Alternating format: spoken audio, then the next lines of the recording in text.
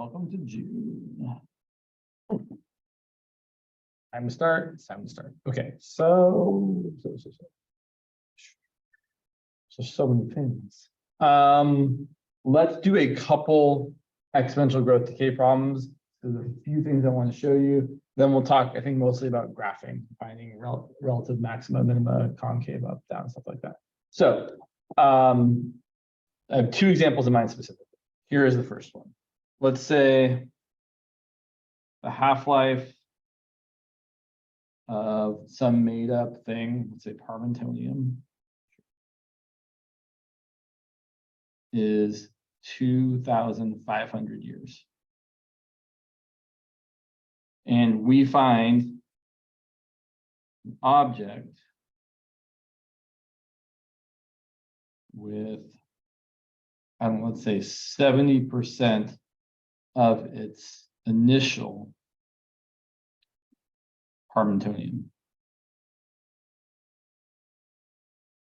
How old is the object?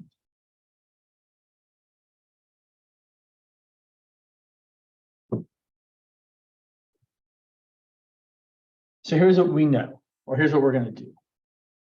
Whenever I'm dealing with exponential growth of decay, I really like making just a little table. I find it super duper helpful. Times and amounts. And you can use literally whatever letter you want.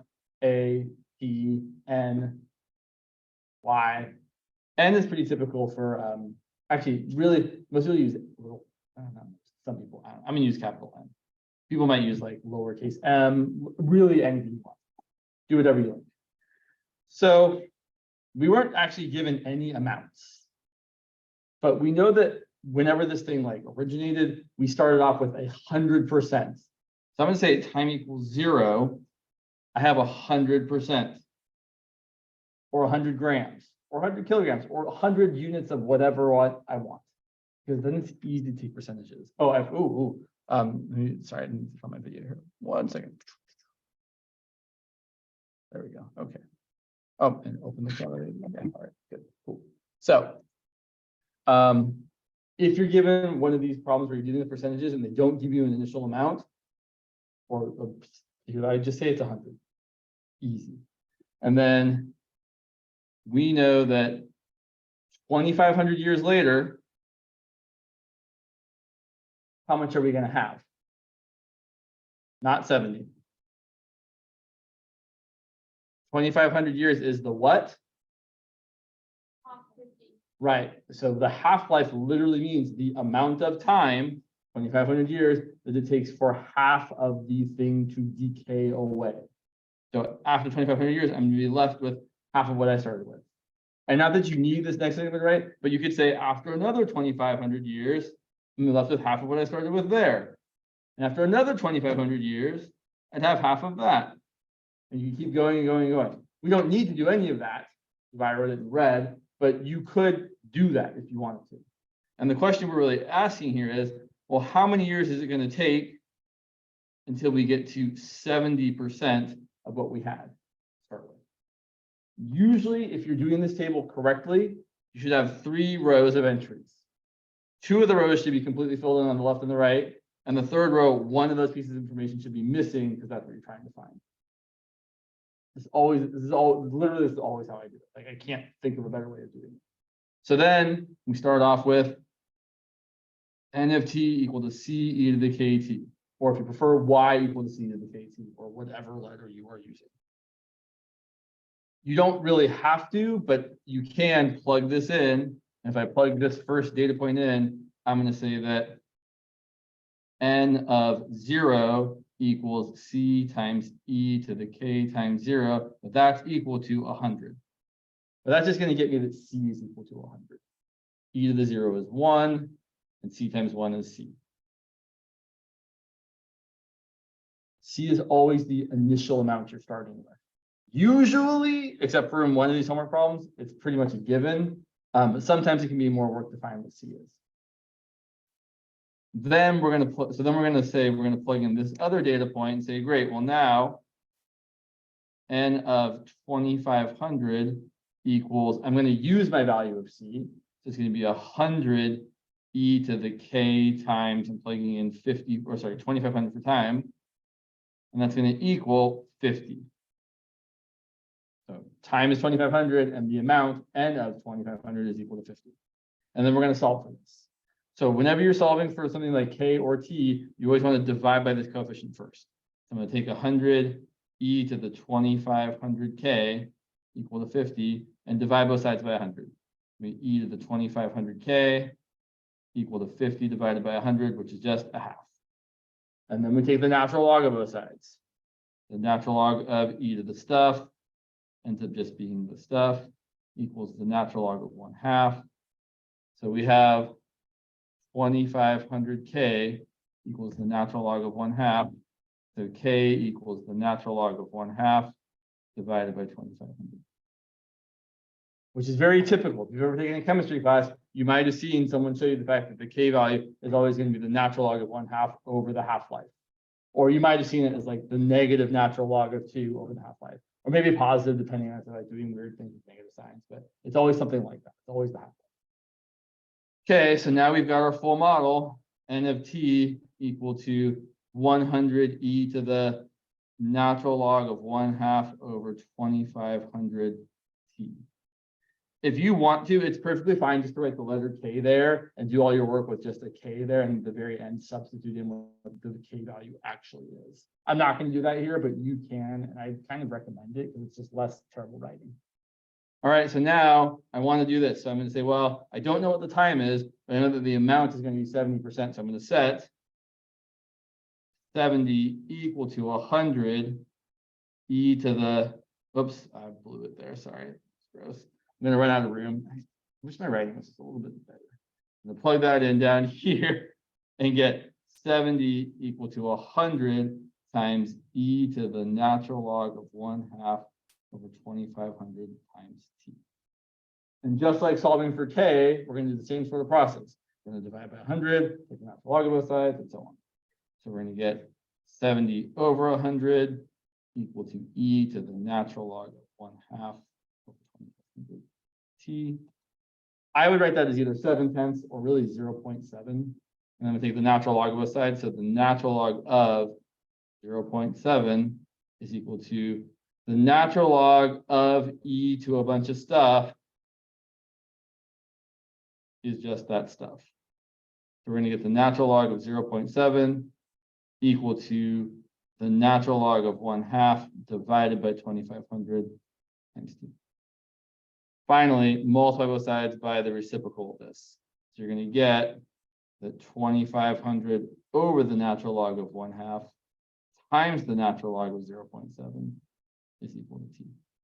Or as I would probably prefer to write it, all in one fraction, 2500 times natural log of 0.7 divided by the natural log of 1/2, or 0.5, whatever you like. That's just the way I like to write it, but it doesn't really matter. You could write, although I don't love it, you could also write t equals like natural log of 0.7 divided by the natural log of 1/2 over 2500. I just tend to not prefer fraction to fraction, so I wouldn't write it like that, but it wouldn't be wrong. It would still be right. Questions about any of this?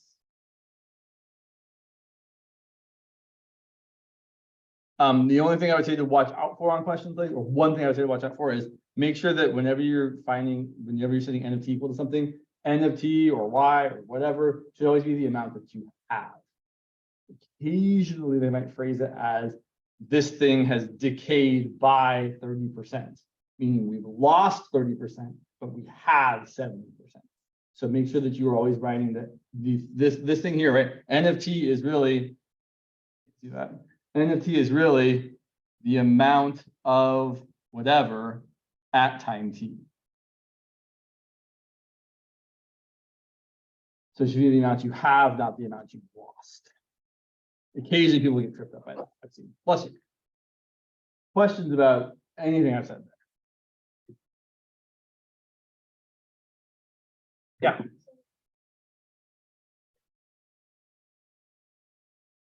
Right, because so if I said, for example, if I said these words like same setup, but now I said we know that we found a piece, we found an object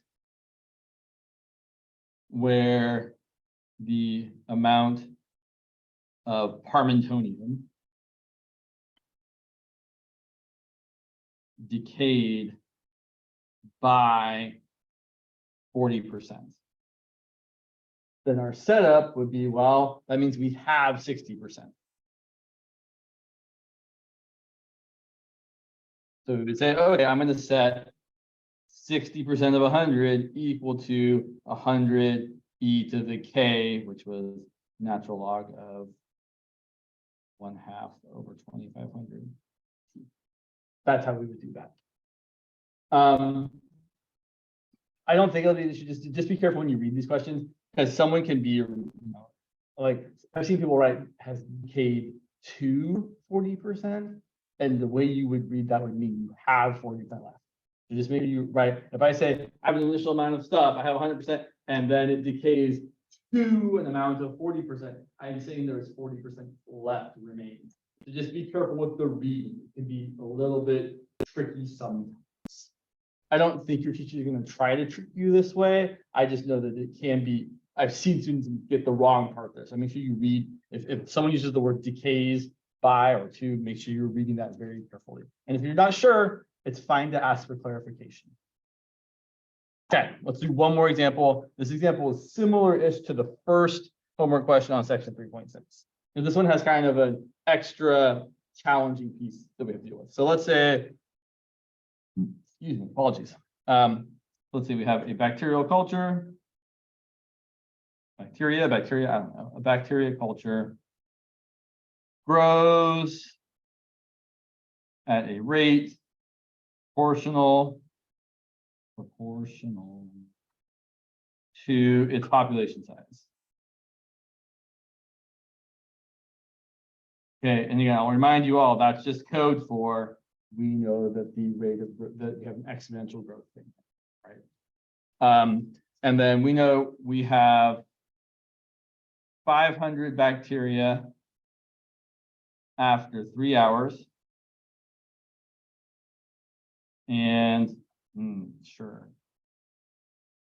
Let's see, I'll make a choice. Yeah, let's say 700 bacteria after 5 hours.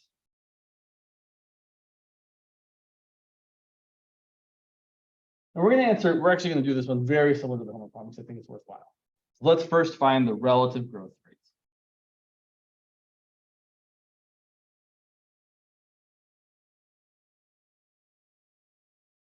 Okay, well, so if we've got an exponential growth or decay model, we're thinking y equal to c e to the kt. And when I'm asking for relative growth rate, which of those things is the relative growth rate? Definitely k. So we're looking for k. That's the relative growth rate. The reason that's the relative growth rate, which we kind of talked about a little bit last time, is because this equation, this whole situation is coming from the differential equation. dy dt, the rate of change of the population of bacteria is proportional to the population of bacteria. Rate of change, proportional, just being a constant multiple, and actual population size. And then if you solve this for k, you end up getting that k is equal to dy dt divided by y. Or as I would say, the rate of growth divided by the population size, also known as the relative growth rate. I know I said this last time, but I'm going to say it again. This is called the relative growth rate because it actually gives you more information. Well, that's not why it's called. It gives you more information, right? If I said the population was growing at 500 people per day, you would want to ask the question, well, how many people were there to start with, James? Are we in Davis? Okay, that's a lot of people. The population here is 60,000. If we're increasing by 500 people every day, that is a lot. Whereas if we're talking about the whole world, That is nothing. 500 people a day is virtually non-existent. So it really, this is giving you the context of the rate of growth per the population size. 500 people per day per 8 billion people is going to be a very small. 500 people per day per 60,000 is going to be, I mean, it's not a big number, but it's definitely a relatively big percentage.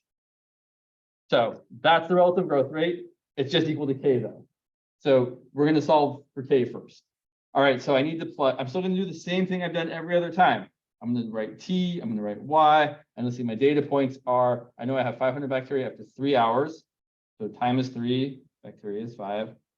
And then I know that 700 bacteria after 5 hours. Okay, I want to be super clear about something because I feel like someone would definitely want to make this mistake. I'm not getting 100 more bacteria every hour. Right? I know it took me 2 hours to get 200 more bacteria, but if I ask, and we'll ask the question later, if I ask how many bacteria do we have at time 7, the answer is definitely not 900, for sure. You're not increasing by the same amount every time, you're actually multiplying by the same amount every time. So the amount we would actually have would be whatever you have to multiply by 500 to get to 700 again. So we're going to use this to find K. So I'm going to plug in this. I'm going to get 500 equal to CE to the K times 3, and 700 equal to CE to the K times 5.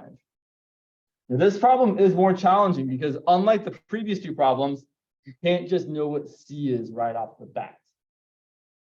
In fact, finding C is a little bit of work here.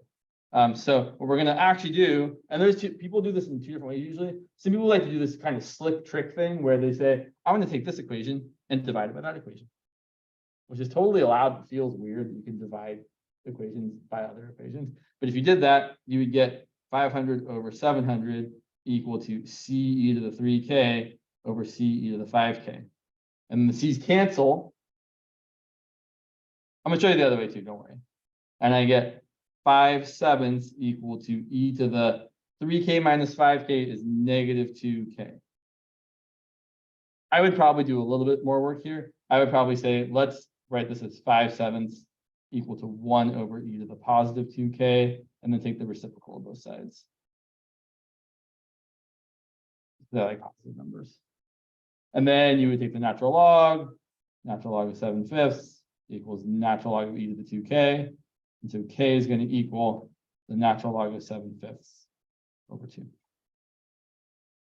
But this is not the way I would ever actually have thought to do it unless someone showed me how to do it that way. The way I would actually really do this is the following.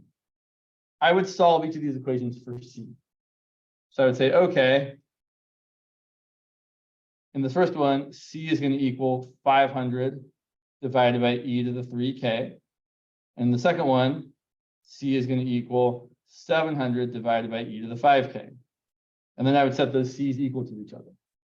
So then 500 over E to the 3K equals 700 over E to the 5K.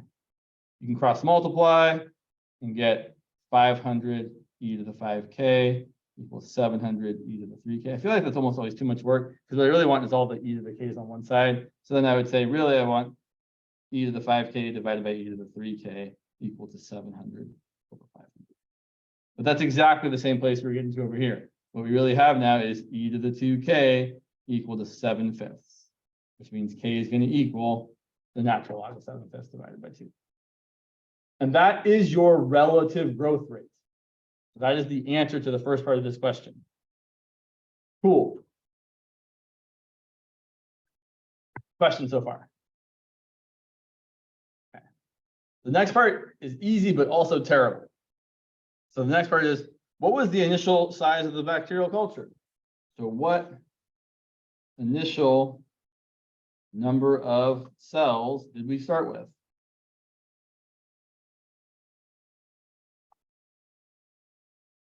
So if we think about it this way, we're actually setting time equal to 0, and we're wondering what y is. Well, we have our equation, y equals, well, actually, we don't have our full equation yet. But I just want to point, excuse me, gosh, sorry, very burpy, apologies. So if we start with our initial equation, y equals c to the kt, if I plug in time equals 0, what do I get for y? Time is 0. Left with. No, it's not, well, 1 times what? You're almost there. You get 1 there, but then there's still that c there. So if t equals 0, y is equal to c. In other words, the c value is the initial population.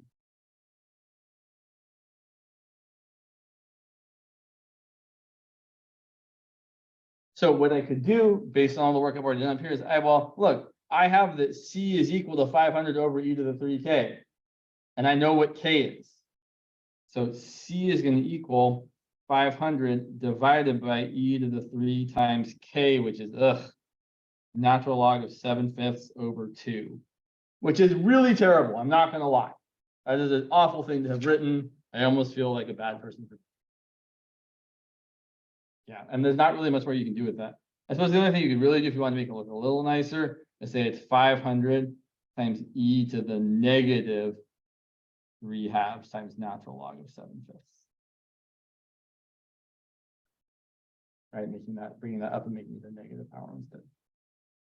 Okay, so now here is my, even though they didn't ask for it, I'm still going to write the model because the model is something I always want.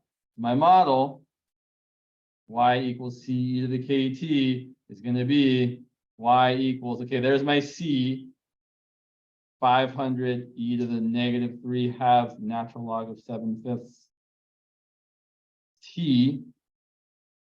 Sorry, no, gosh, sorry. It's so hard not to want to write a t there.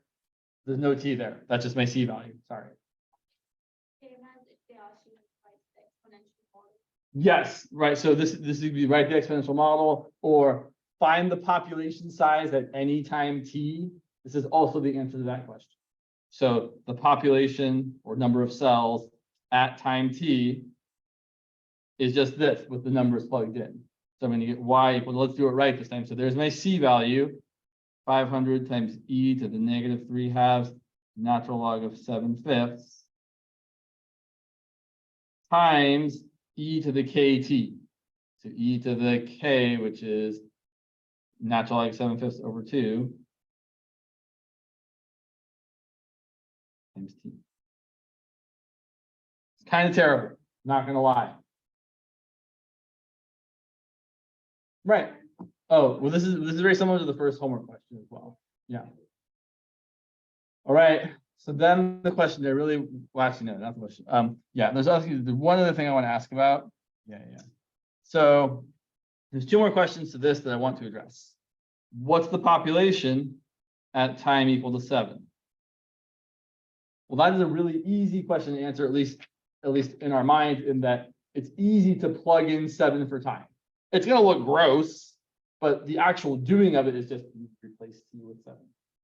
So we're going to get, and it's going to be awful, y equal to 500 e to the negative 3/2 times natural log of 7/5 times e to the natural log of 7/5 over 2 times 7. And I guess you could add those power. Oh, wow, that actually. Okay, there's something I really want to show you because it's super cool. It's really not important. But I want to show it to you anyway because it's neat. And but it's not important. So here's what I want to show you. If you can add these powers together because you have the same base. And both of these powers have a natural log of 7/5. You probably don't need to write this down, but I just want to show it to you real quick. So what I really have in my exponents here is I have negative 3/2 times natural log of 7/5.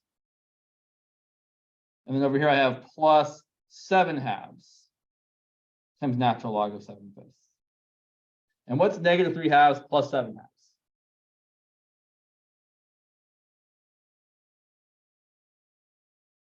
4/2, which is 2. So what I really have here is 2 times the natural log of 7/5. Or if you prefer, and I do prefer, the natural log of 7/5 squared. Here's why I care, just a little bit. What we really get here is 500 times e to the that natural log of 7/5 squared. But e to the natural log of some stuff, all the stuff is inside the natural log, which it is. That's just 500 times 7/5 squared. Or if you prefer, 500 times 7/5 times 7/5. Each time, excuse me, we let time increase by 2 hours, population multiplies by 7/5, which is how exponential growth really actually works, is that every same unit of measure of time, you multiply by the same amount. That's why we talk about the doubling time for a population, or the half-life, because in a certain amount of time, you're always going to multiply by the same fraction or integer, whatever that is. So going back to this little table I wrote here on the other side here, this next number here, if you increase by 2 more hours, you're just going to multiply that 700 by another 7/5. And if you wanted to see how many we have at 9 hours, you would multiply by another 7/5. Every time you increase by 2 hours, you're just going to multiply the population by another 7/5, which is kind of neat. Just like how we talk about like doubling time for a population, we used to say like the population in the US doubles every 40 years. And that's literally the same thing. 40-year interval, population doubles. 40-year interval, population doubles. You're multiplying by the same thing every time. It's kind of neat. It's not super important to know about, but it's interesting. So this would be, I don't know, 700 times 7/5, which is 4,900 over 5, which is like almost 1,000. 1,000 minus 20. Cool. All right, here's the other last question about this thing. The last question here says, so this was what the population was at time equals 7. And now what I actually want to know, or what I also want to know, is what's the rate of growth at time equals 7? There's 2 ways to do this. When someone asks you for a rate of growth, they're really just asking you to find a right, and then plug in that number. So you could totally take this awful thing here and take its derivative, and then, oh, sorry, this awful thing, take its derivative, then plug in t equal to 7. I'm not going to do that. Well, actually, I am going to do that. I'm just show you that. If I just write y equals c e to the kt, then my dy dt is equal to c e to the kt times k, the derivative of the stuff. But we already knew that because we knew that the rate of growth was proportional to the population size.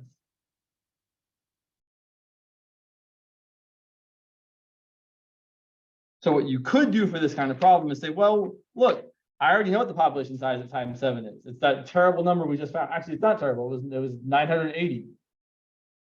So this is going to equal k times 980. That's the population we found at time equal to 7. And then the k value is our terrible, not that terrible, natural log of 7/5 divided, natural log of 7/5, natural log of 1/2, I don't remember. Natural log of 7/5 divided by 2.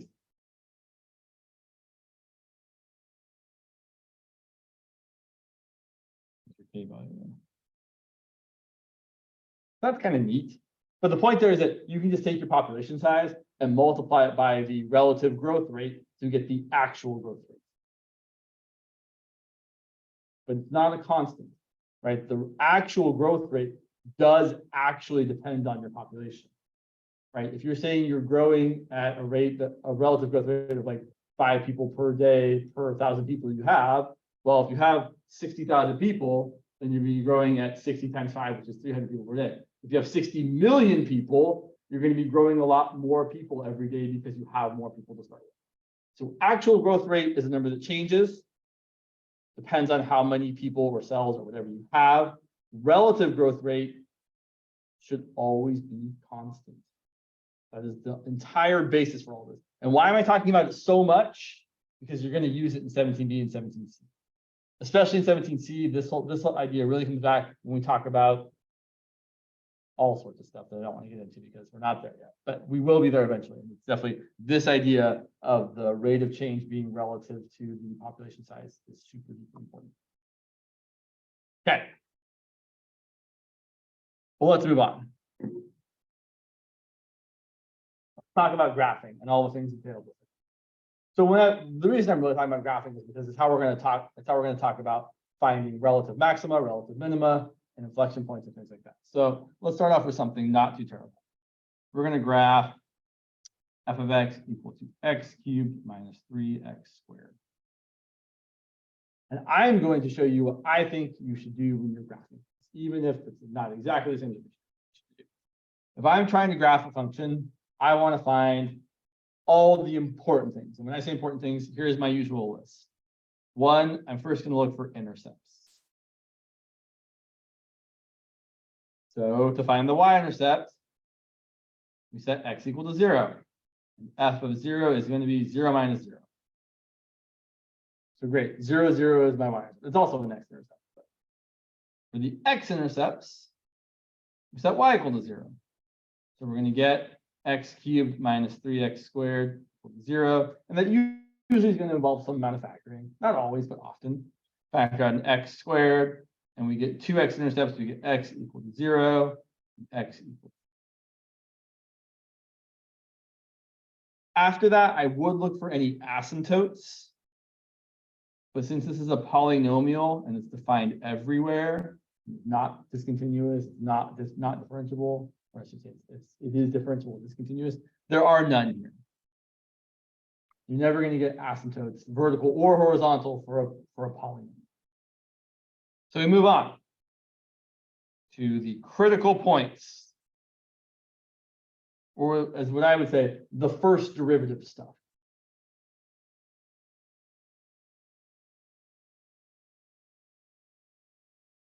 Excuse me. So, first derivative, not too terrible. 3x squared minus 6x. I'm going to set that equal to 0. And I do want to factor. You almost always want to factor, but you want to leave the 0 on the other side because it's going to be important to see what the first derivative looks like without having moved anything to the other side, because we're going to have to point back to. So I'm going to factor out of 3x. I'm left with an x minus 2.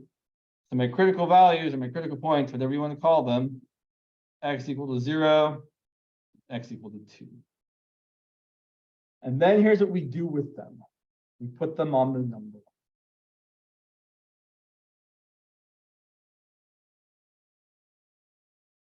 And we ask ourselves whether or not the first derivative is positive or negative.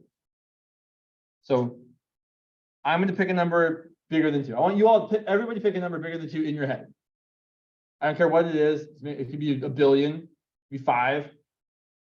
Don't pick 3 because everyone's going to pick 3. Pick something other than 3 and plug it into the derivative. All right, 3 times my number times my number minus 2. All right, I'm going to call on someone.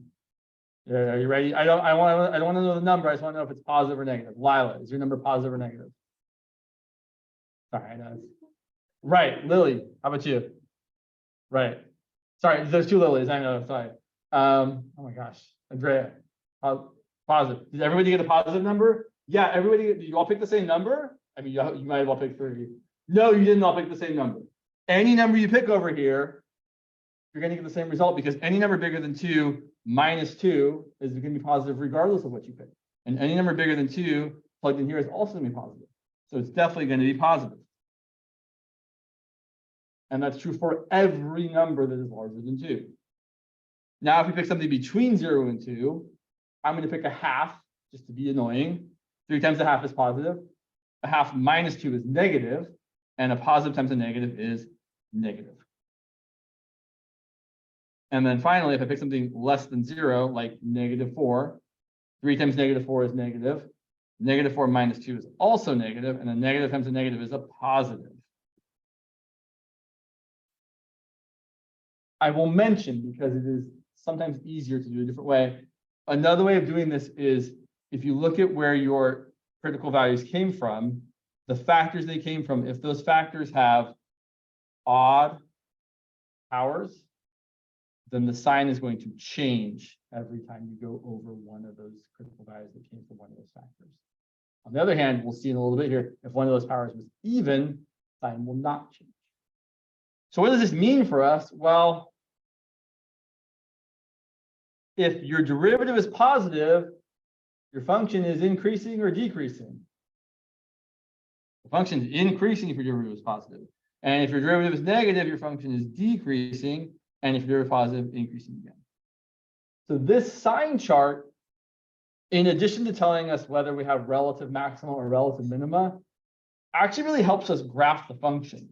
Because it's going to show, right? I can see that my function is going to look like this. It's going to go up and then down and then up. Okay. Now, additionally, here's what this gives us. We can apply what's called the first derivative test, which is going to tell us that we're going to have a relative maximum at x equal to 0. Because the function was increasing before we got to 0 and decreasing after we got to 0. And if you go up and then go down, you had a maximum, a relative maximum. It might not be an absolute, it's definitely not an absolute maximum. Similarly, we have a relative minimum where? What's the only other place we could have a extrema? Right, at 2. Because the function was decreasing before we got to 2. And when I say before, I really mean left, right? When we're talking about these kinds of things, increasing, decreasing, whatever, we're always thinking left to right. Always left to right. So before I got to 2, I was going down, down, down, down, and then I got to x equals 2, and then I'm going up, up, up, up, up. So I had to have had a relative minimum. As long as the function is defined. Okay, great. Usually we also like to find the y values here if we're going to graph it. It can go either way. So I'll point out that my actual relative minimum is 0, f of 0, which is just 0, 0. Sorry, I said minimum, I meant to say maximum. My relative minimum is 2, f of 2, which is going to be 2, I plug in 2 here, I get 8 minus 3 times 4, which is 8 minus 12. So those are the actual points on the graph that I'm going to graph. And at this point, I'm actually going to graph it, and then we'll talk about the last thing. So usually there's one more thing we do, maybe before we graph it, but I'm going to show you the graph first. My graph, let's see, I've got intercepts at x equals 0 and x equals 3. And I know I have a relative minimum at 2, -4. And relative maximum is 0. So it's going to look like this. Watch me do. So it's increasing until I get to 0. Notice that I didn't just come at 0 kind of like at a hard angle. I started to kind of smooth it out so that when I hit 0, I can start going down immediately after that and not make it look terrible and pointy. It shouldn't be pointy, it should be smooth. And then after that, I'm going to go down this way. And I'm going to come at this so I can I want to come at it like that so I can bottom out nicely like that. Great, so like that. And then finally back up again. You got to hit that point and keep going through. And look, definitely from right when x is less than 0, my function is increasing. And then between 0 and 2, we are decreasing. And then after 2, we are increasing. This red part I wouldn't normally draw, but okay. There's one more thing we often get asked to find on a graph, and that is where we have there's 2. Okay. So let me say a couple. Sometimes they'll ask you what the intervals where the function is increasing. So if I wanted to actually mention that, I would say, well, okay, fine. I would just look at my sign chart and then I would write things like, well, it's increasing on the interval from -infinity to 0, union to infinity. And this is decreasing on the interval from 0 to 2. And most standard textbooks do not include the endpoints when you're talking about an interval of increasing or decreasing. If your teacher is saying something different, let me know and I will change the way I'm doing it and just figure it out. But it's fairly typical to have open intervals when you talk about increasing or decreasing.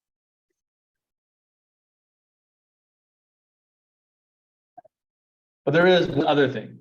And the other thing we like to ask about is concavity and inflection points. I really should have, for part 3 here, I really should have said increasing, decreasing, and critical points. first derivative stuff. Concavity inflection points, also known as second derivative stuff.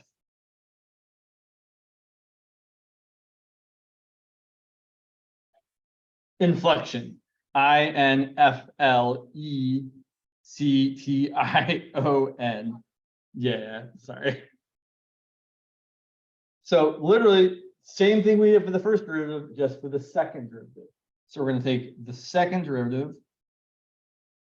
And even though we factored it here, I would encourage you looking at this unfactored first derivative to take the second derivative. So the second derivative is going to be, let's see, 6x minus 6. And I'm going to set it equal to 0.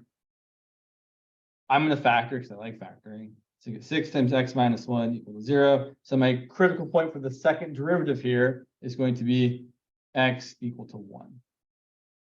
And just like before, I'm going to plot that on my number line. And then I'm going to find out where this thing is positive and where this thing is negative. Where the second derivative is positive and where the second derivative is negative. So pick a number bigger than 1. Everybody do it in your head. Number bigger than 1. Plug it into the second derivative.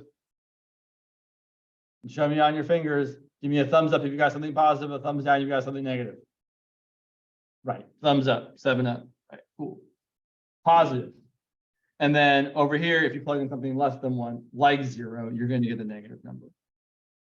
So what this means is that the original function over here is concave down, like a frown. And over here, this is concave up, like a cup.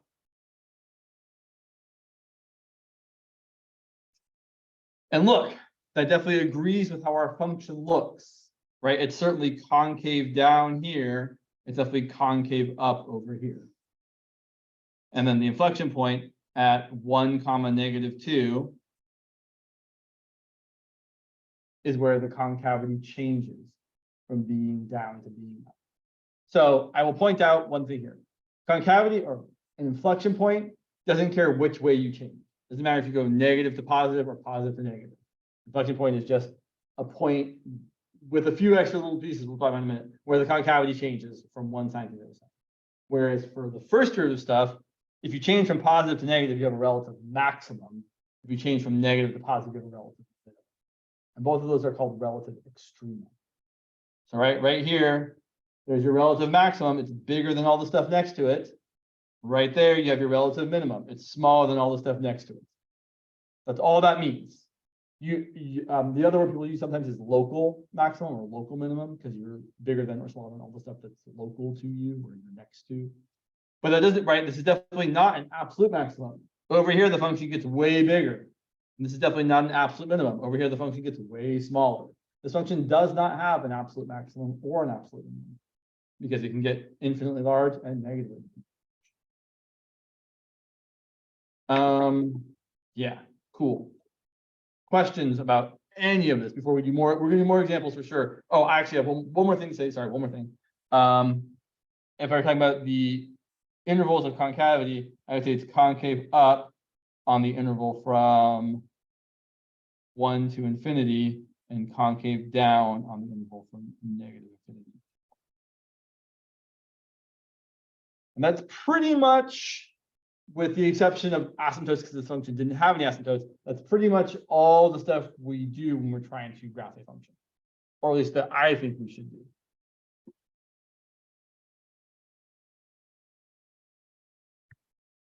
Okay, let's say a few words about where these things come from. I know I introduced a couple ideas here that we haven't actually talked about before. So let's kind of be a little more specific about them. So the first derivative test.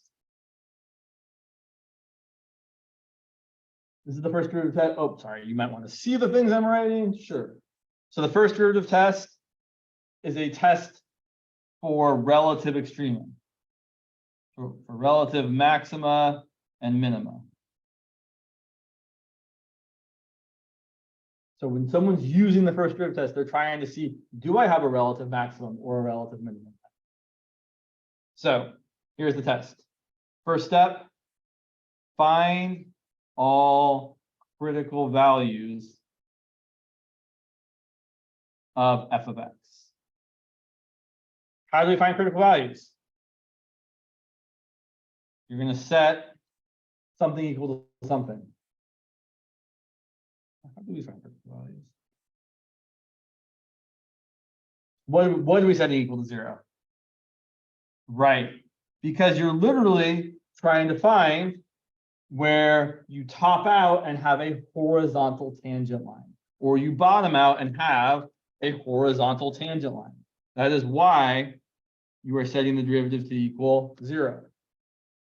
0 or undefined.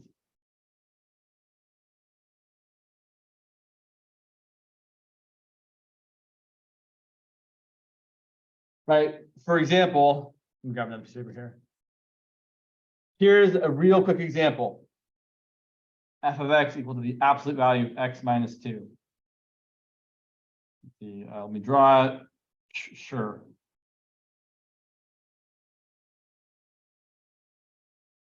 Let me ask everybody in the room. Does this function have a relative minimum? Is there a point on the graph that is smaller than all the points next to it? Or I should say lower. Lower is a better word. I think so. What is it? Right, the one I labeled, 2, 0. That point is definitely, it's also an absolute, but I only really care about it being a relative. This is for sure a relative minimum. And what I should really point here is that it's also notable that x equal to 2 is a critical value of this function. And we know that because we can see the graph, right? We can see that f prime of 2 does not exist. That graph is not differentiable at x equals 2 because the graph is pointy. That's a good enough reason. A pointy graph means it's not differentiable at that x value, which means you have a critical value there.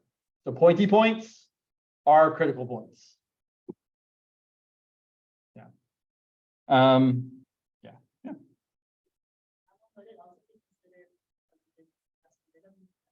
It is also an absolute minimum. Yes. Yeah, you are correct. So you're not wrong to say that 2, 0 is also an absolute minimum for sure. We just don't really care that much about it at this point. But you're right, it is absolute minimum. Something else. The thing about this though is you kind of just have to know, right? There's no good way to take the derivative here and see where it's undefined. You just have to be like, I know absolute value functions are pointy at the bottom, and so whatever the bottom value is, that's going to make it undefined. And we know where the bottom is. The bottom is whatever value of x makes this thing as small as possible, usually 0. So x equal to 2 makes the whole thing 0, and that's the bottom of your view. Cool. All right, but back to where I was saying before. So you find all the critical points or values by setting the derivative, seeing where the derivative is 0 or undefined. And then after that, do the following. So if I really hate this next sentence I'm about to write because there's a better picture for it. Here's what we say. If f prime of x, oh, that's right, yeah. If f prime of x is less than 0, left of the critical value, and f prime of x is greater than 0, right of the critical value, then we have a relative minimum. Because the function was decreasing and then increasing. This is terrible to write. I hate writing this. The better way to say this is the following. If you have this, where your critical value, which I usually would have written by now, is c. So this is our critical value. And if our derivative is negative to the left and positive to the right, then the actual function is decreasing and then increasing. So of course we have a relative minimum. Similarly, if f prime of x is positive left of the critical value, and your derivative is negative right of the critical value, then we have a relative maximum.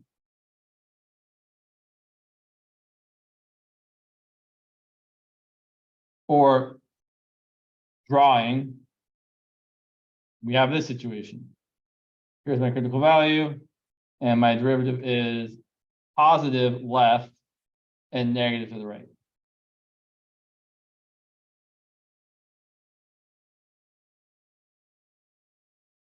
And then if you don't have one of these two situations, you don't have a relative extrema. Meaning, if we have this situation where the derivative is positive to the left and positive to the right, so the function is increasing, increasing, you don't have a relative maximum or a relative minimum. And the same if it's decreasing, decreasing.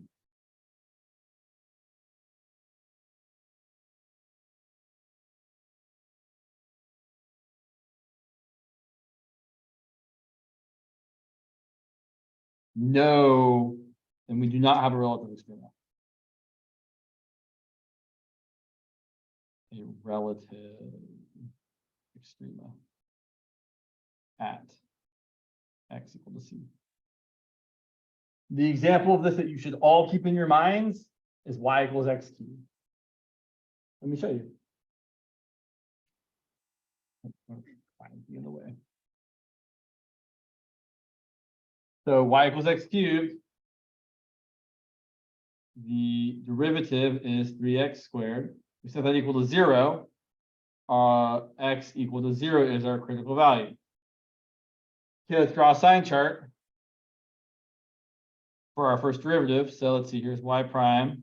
The critical value is 0. And if I pick something larger than 0, like 1, and plug it in, 3 times 1 squared is positive. If I pick something less than 0, like -3, and plug it in, -3 squared is positive 9, and another 3 is still positive, so it's positive. And my function is increasing and then increasing. No relative maxima, no relative minima.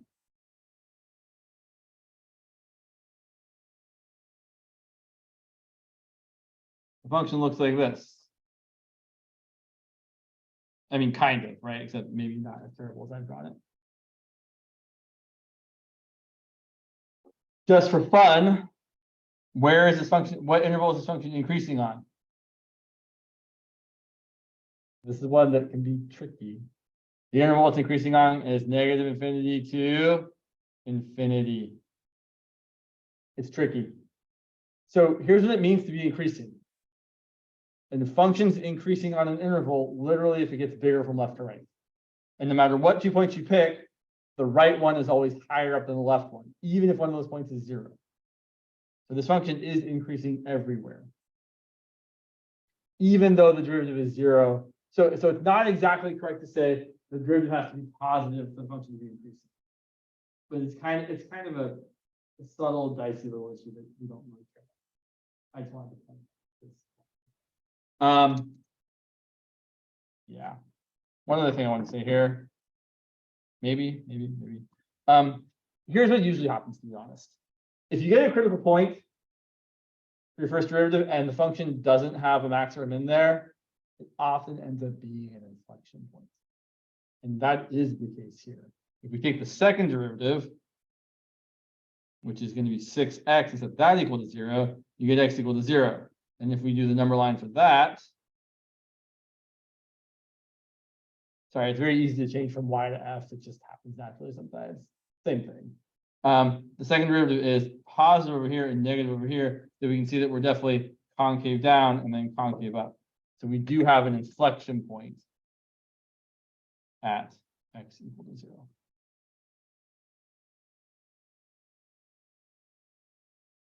And it's nearly impossible to have a point that is both an inflection point and a relative maximum or minimum. You can make it happen if you really try to do something that looks terrible, but you shouldn't. Okay, so let's see here. Yeah, okay. Let's talk a little bit more about so increasing, decreasing tells us if we have a relative max or relative min. Sorry, I'm going back here for a second. Right, so that's the first derivative test. The first derivative test is used to test if we have a relative maximum or relative min. I don't think she's going to talk about the second derivative test, which is another way of testing to see if you have a relative maximum or relative minimum. But I don't think, but one, not the test you want to use. It's the lesser test. because it can be inconclusive based on some stuff that can happen. Whereas the first derivative test is the primo test. It will always tell you if a critical point is a max or a min or neither. It will always tell you all the things.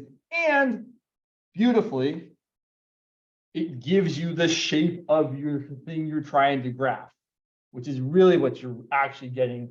That's like the best part about the first derivative. Okay. Yeah, let's talk about the second derivative for just a second. So let's talk about concavity for a minute. I want you to have an idea of what it really means. Concavity. Let's draw something that is clearly concave which way? Well, it is concave up or down? Up. Up like a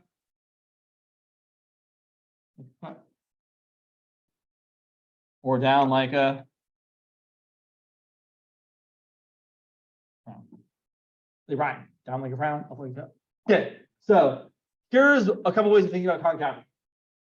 A lot of ways about it. So when I think about concavity, one way to think about it is, well, if you're concave up, the second derivative of x should be positive.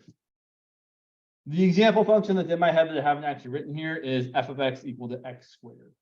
So if my function were x squared, it's definitely you're very concave up all the time. In fact, right, the first derivative is 2x, and the second derivative is always just 2. Here's another way to think about being concave up. If you think about this, if you were looking like, if this was like your road map, and you're driving from left to right, because we're always driving from left to right. Which direction, if I have like a car that's like driving this way, what direction is my car turning? I keep going this way. Am I turning to the left or am I turning to the right? I think I'm actually turning left, right? So I'm starting here. Here's my car.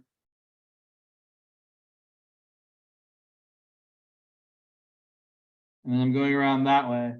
I am turning to the left. So concave up is a left turn in the graph. Concave down is a right turn in the graph. Okay, here's what I really want you to know. I know there's like a lot of things to know here, but it's kind of neat. So if I start over here, is my slope of my tangent line really positive or really negative? Way over here. Very negative. Okay. How about there? Still negative, but more negative or less negative? Less negative. Okay. How about here? Okay. How about over here? More or less positive? Right. So here's what I want to say. The first derivative is increasing. Every time from left to right, my first derivative got bigger. Okay, don't look at this for a second. When a function's increasing, what do we know about its derivative? Positive. Oh, look, when a function, the first derivative, is increasing, its derivative is positive. That's what we're saying. And then finally, f of x is concave up. All three of these things mean the same thing. The second derivative is positive. The first derivative is increasing. The original function is concave up. And likewise, all three of these things, the second derivative is negative. The first derivative is decreasing. And that's true here. It starts off very, very positive, becomes less positive, 0, negative, more negative. That is decreasing. It's getting smaller every step. And thirdly, the actual original function is concave down.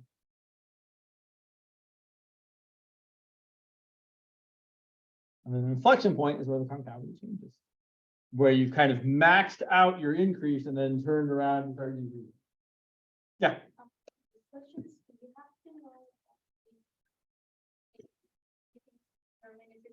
No.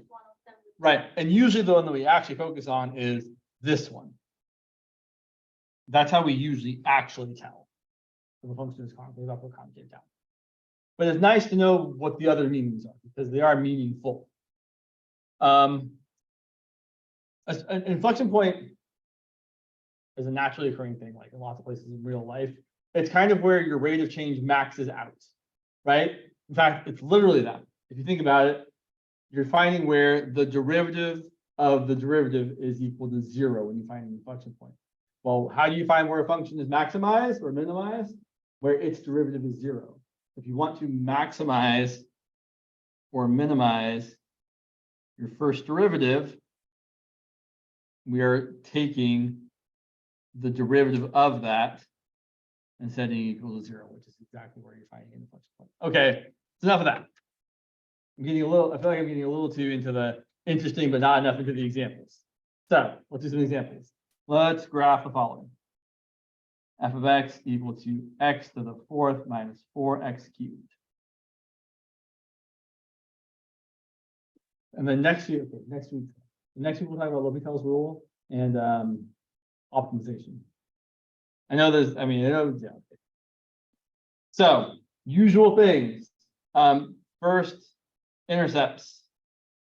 So if x is 0, y is going to be f of 0, which is just 0. If y is 0, then we're going to get x to the 4th minus 4x cubed equal to 0. Factor on x cubed. And we get x equal to 0, x equal to 4. There's no asymptotes, again, because it's a polynomial. So we move on and talk about, as I like to say, the first derivative stuff.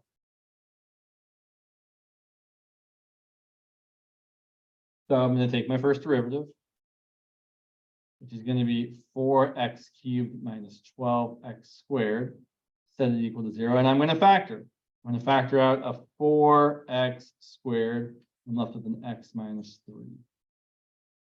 And then I'm going to get my critical values, x equal to 0, x equal to 3. And immediately I'm going to put those on a number line.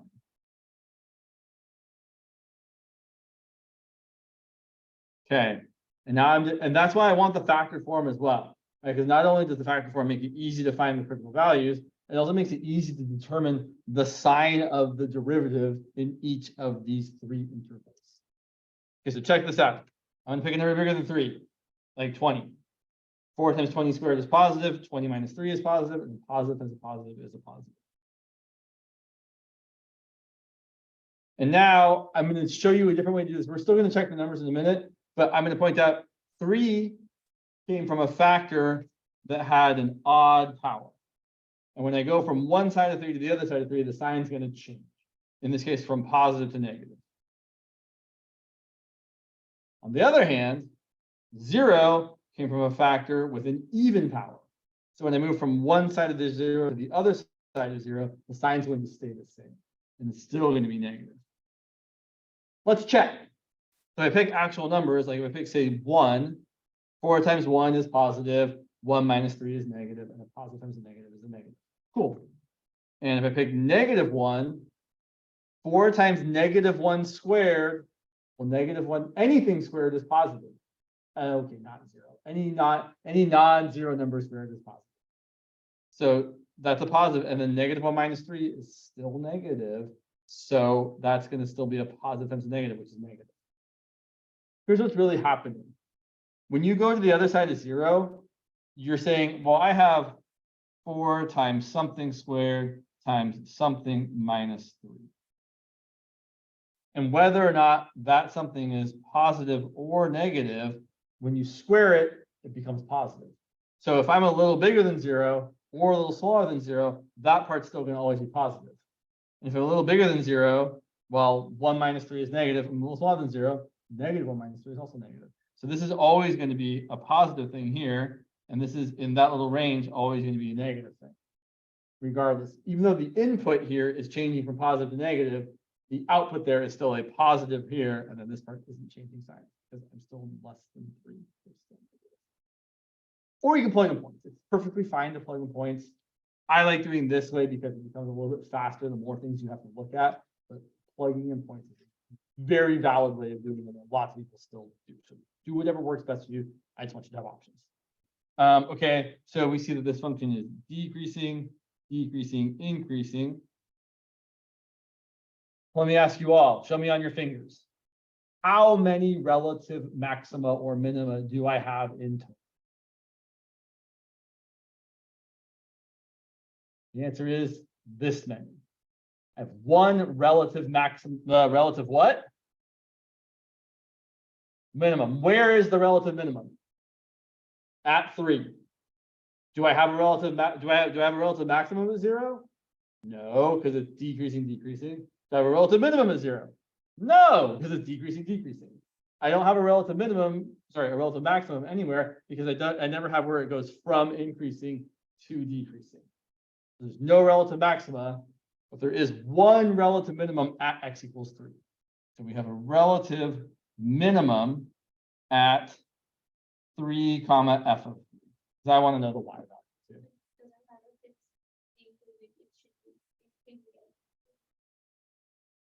Right. So to have a relative extrema, you have to change the direction of your increase decrease. You have to go from decreasing to increasing or increasing to decreasing. And now I will also point out, how many critical values did I have? 2. So that is the most number of extrema I could have had at all. The number of critical values you have is always the limit of how many extrema you can have. All right. And then f of 3. So interesting point here to observe. 3 to the 4th minus 4 times 3 cubed is kind of a pain. If you plug it into the factored form, though, it's a little easier to see that 3 cubed times 3 minus 4 is 27 times negative 1, which is negative 27. So usually if you have the choice, you're finding the y value for your critical point, it's usually easier to find it if you plug it into the factored form of your original function. So that's going to be 3, comma negative 27. Okay, let's find the second derivative. Yeah, sure. Second derivative stuff.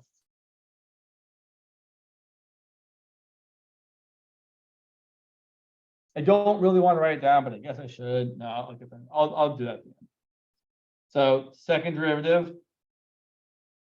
Looking back over here, if I have the choice, I'm going to take the second derivative of this one where I haven't factored things out. I don't want to use the product rule if I don't have to.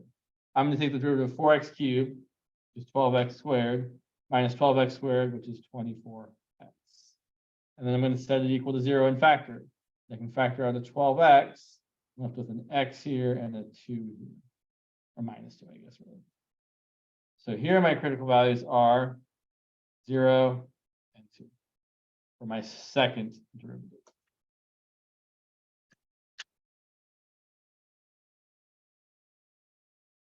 All right, it's the same deal every time. Pick a number bigger than 2, like 3.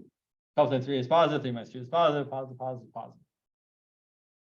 And if you pick a number between 0 and 2, well, it's a little less than 2, so that number minus 2 is negative, but it's still bigger than 0, so 12 times that number is still positive, and a positive times a negative is going to be a negative.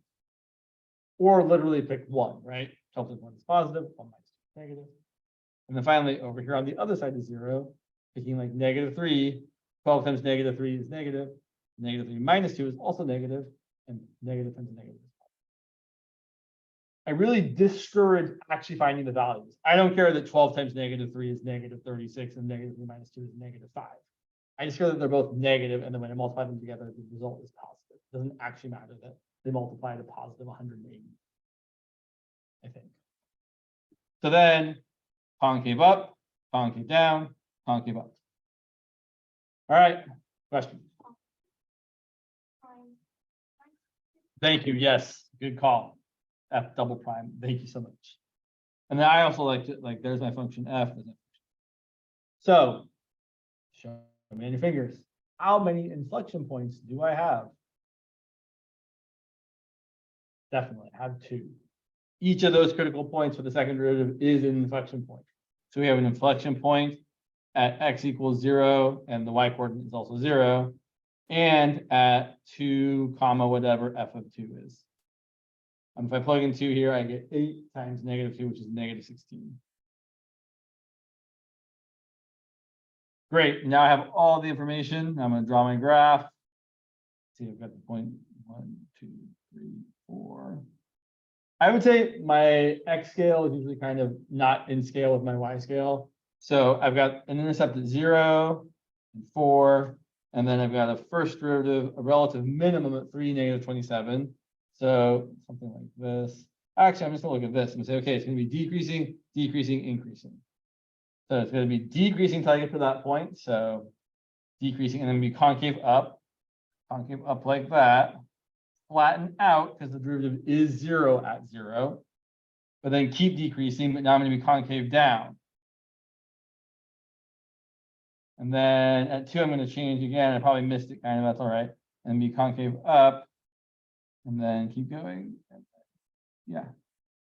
Like that. There's my relative minimum at 3, negative 27. It does also happen to be an absolute minimum. We don't care. And then here's my inflection point at 0, 0. Where I change from being concave up to concave down. And here's my other inflection point, although I didn't, it's probably a little out of place. It looks like right there at 2, negative 16, where I go from being concave down to concave up.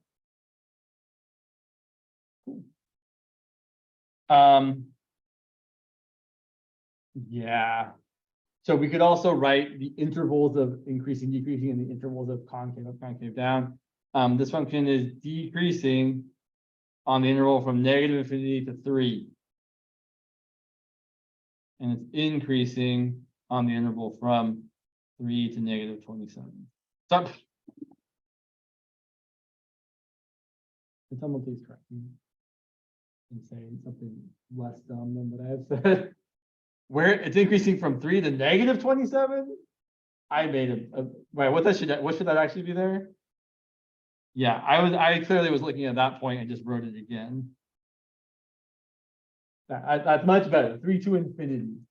And then it's concave up on the interval from negative infinity to 0, union 2 to infinity, and it's concave down on the interval from 0 to 2. Okay, I think we can squeeze in one more example. Any review examples? I want the one I want. I want that one. Yeah, I want that one. Yeah, I kind of do. I don't love that one though. All right, yeah, here's an example that's probably going to be disappointing. Yeah, but such is life. Let's say our function f of x is x minus 2 over x minus 1 squared. Yeah, it's going to be gross. So let's find all the stuff. Y-intercept. Plug in x equals 0. You get f of 0 is negative 2 over negative 1 squared, which is negative 2. X-intercepts. Set the whole function equal to 0.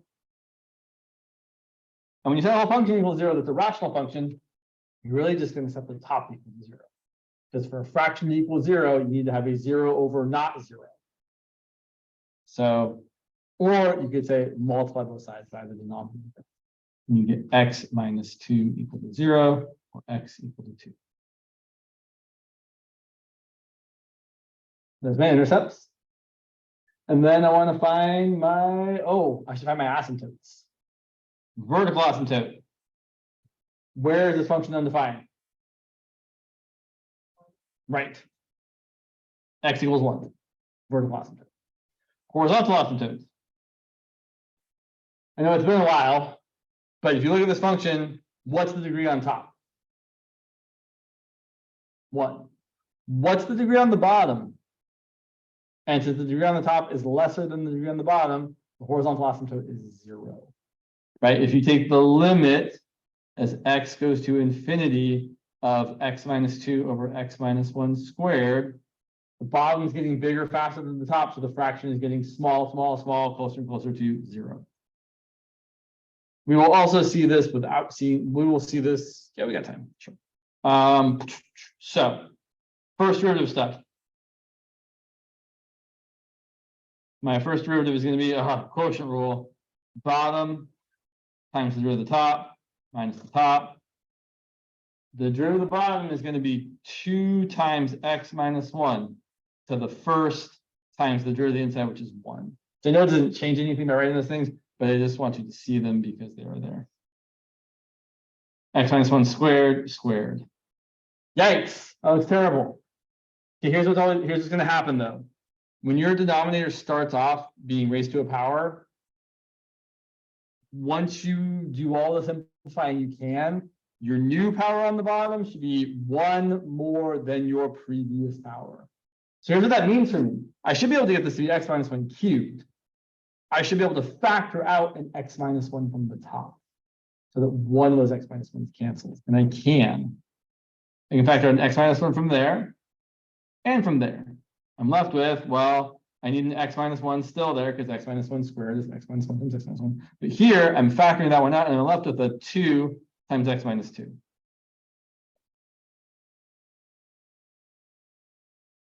Cancel, whoops, cancel one of those and one of those. And simplifying the top, okay, you get x minus 2x, which is negative x.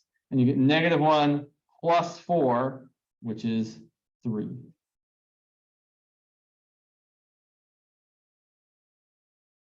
Okay, so if I set this equal to 0, what value of x makes the top equal to 0? 3. So one of my critical values is x equal to 3. So that makes the derivative equal to 0. What makes this derivative undefined?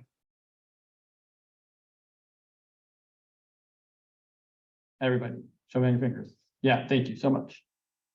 Now, here's what I want to say. This is what I was trying to get here. X equals 1 is not a real critical value. Why not? Well, x equals 1 is where I have a vertical asymptote. Right, but the function itself is undefined. It's totally okay. So you actually do get a critical value if the derivative is undefined and the function is still defined there, which we haven't done an example of and we're not going to be able to do today, but definitely there. Think of the cube root of x as a perfect example of that. 0, the derivative is undefined, but the function is totally defined. Here, it's not the case, right? This function has a vertical asymptote at x equals 1. Now, is x equals 1 a critical value? No, it's a pseudo-critical value. Do I still want to include it on my number line? Yes, because still the sign of the derivative could change there. And I really want to know what the sign chart for the first derivative looks like, because that's going to tell me what the graph looks like. So even though it's not really, but we still include it. We still like it. Still our friend. So here's my first derivative sign chart, where x is 1, x is 3. And if it were me, I might even draw it. I know that at 1, I have a vertical asymptote. Cool. So then, first derivative. All right, so yeah. If it were me, I would probably actually factor out a negative 1 from the top. And just so it makes it easier to see and say that's negative 1 times x minus 3 over x minus 1 cubed. All right, quickly, since we're almost out of time. If I pick a number bigger than 3, like 5, 5 minus 3 is positive, 5 minus 1 is positive, and negative 1 times a positive is going to be negative overall. Between 1 and 3, I'm picking 2. 2 minus 3 is negative, 2 minus 1 is positive, negative, negative, positive is going to be positive overall. Finally, pick something less than 1, like 0. 0 minus 3 is negative, 0 minus 1 is negative, and the negative number cubed is still negative. I never worried before because a positive number to n is positive, but a negative number is a different. It's going to change signs. So I have a negative divided by a negative times a negative, which is going to be negative overall. Here's what we've got. We've got a function decreasing, then increasing, then decreasing. And now I'm going to ask you a trick question. Where is my relative minimum? What do I have at 3? Relative min or relative max? Okay, so we definitely have a relative maximum at x equals 3. Okay, here's the trick question I'm asking you. Where's my relative minimum? I don't have one. It's a trick question. There is no relative minimum. No relative minimum. Even though the function does the relative minimum thing, it's not a relative minimum because I have a vertical asymptote. here's what this function looks like. It's 3 o'clock. So we didn't do the second derivative step, but we will next time. So vertical asymptote at 1, x-intercept at +2, y-intercept at -2, and then we are decreasing until we get to 1. So it looks like this. And then we're increasing afterwards. So it looks like this. And then at 3, we have a maximum. The maximum value would be like 1/4. And so we're decreasing afterwards. So I just want to point out, relative maximum at 3. Do I have a relative minimum at 1? No, the function's not even defined at 1. You can't have a minimum where the function's not even defined. So be careful. Vertical asymptotes can be kind of sneaky, right? You should just tell yourself, if you got a vertical asymptote somewhere, you can't have anything else there. No maxima, no minima, no inflection points, nothing. Just a vertical asymptote. All right, that's all for today. See you all next week. The plan for Tuesday is probably talking a little bit more about graphing, but to also really talk about L'Hopital's rule. There's kind of a lot to say about L'Hopital's rule, and it's moderately important. Moderately is an undersell. It's quite important, actually. It comes up not infrequently in your future math classes.